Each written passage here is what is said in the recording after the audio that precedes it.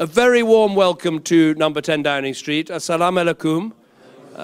It's really great to have you here for this Eid Al Adha commemoration tonight. And I'm going to say that at the end. I've thought all this through. Huge welcome. We've got people in this room who contribute to our country in all sorts of different ways, and you are very welcome. And tonight I wanted to say something about what I think is so important about the festival of Eid. I want to say something about the enormous contribution that British Muslims make to our country, and I want to say something about the work that we're all doing as a country to help Muslims around the world. But before I say that, I want to say something about what a difficult Eid I know it has been because of the terrible events in Iraq and Syria and the appalling brutality of ISIL. But in the midst of this brutality and the awful beheading of British, hard-working, good, compassionate men like Alan Henning and David Haines, in the midst of all that, something has emerged in our country which makes me incredibly proud, and that has been the response of British Muslims who have stood up and stood together and say these appalling events are not being done in my name. And I felt so proud of British Muslims in everything that you have said and everything that you have done. And let us say again tonight that these people in Iraq and Syria doing these appalling things, they have nothing to do with the great religion of Islam, a religion of peace, a religion that inspires daily acts of kindness and generosity. And that leads me to what I wanted to say about Eid, because I'm not a scholar of any religion. I'm a sort of practicing Christian, but I don't always practice as much as I should. But what I love about Eid is it demonstrates how close together our religions are, because of course we're thinking of sacrifice and we're thinking of compassion. We're thinking of the moment that Abraham showed his readiness to sacrifice to God because he was prepared to give up his son. But God said, no, you must take a lamb instead. This is the same in my Bible as it is in your Quran. But what I love with what you have done with the festival of Eid is that you've taken it one stage further and said that that lamb should be sacrificed in three ways: for family, for friends and neighbors, and then a third for those that are neediest in our society and in our country. And I think that lesson of sacrifice and compassion that I understand at the heart of Eid is so important and something that should bring all our religions and our communities together. Second thing I wanted to say is just about the contribution that British Muslims make in our country.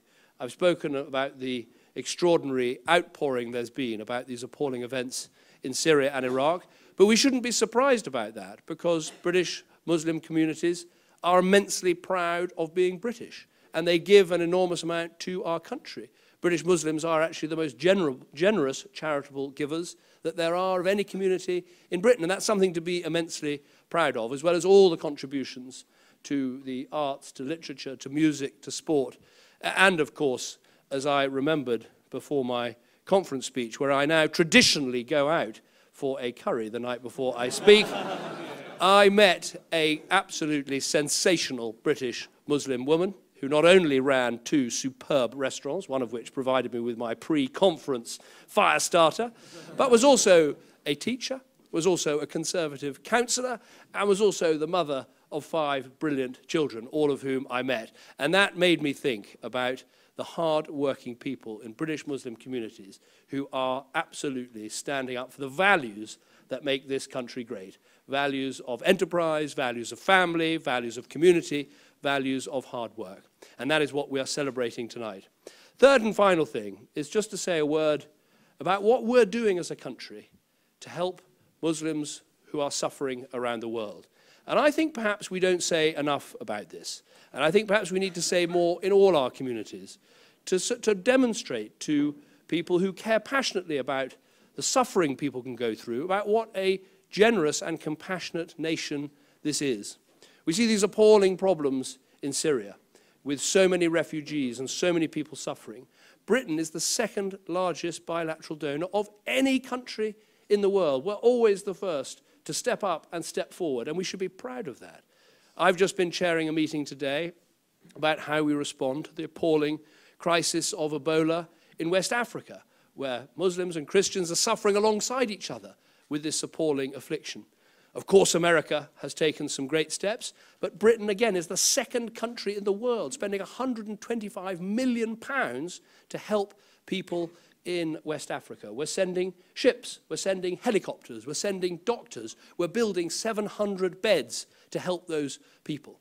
If you look at who funds the Palestinian Authority, again, Britain is one of the most generous donors, not just to help with aid, but also to help with governance and with expertise so that Palestine can have the statehood that it so richly deserves. So in all these areas, we should celebrate what we do, what British Muslims do, but what our whole country does for those who suffer around the world. We made a promise to the people of the world, the poorest of the world, that we would spend 0.7% of our GDP on aid and development, and we're one of the few countries in the world that has kept that promise, and that is helping Muslims all over the world, whether in Syria, whether in Africa, whether in East Asia, all over the world, and I think we should be proud of that.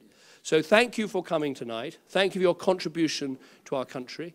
I hope that with all the difficulties of Eid, we should still celebrate the enormous number of people who've made the pilgrimage to the Holy City and have taken place, I think 18,000 this year from the United Kingdom.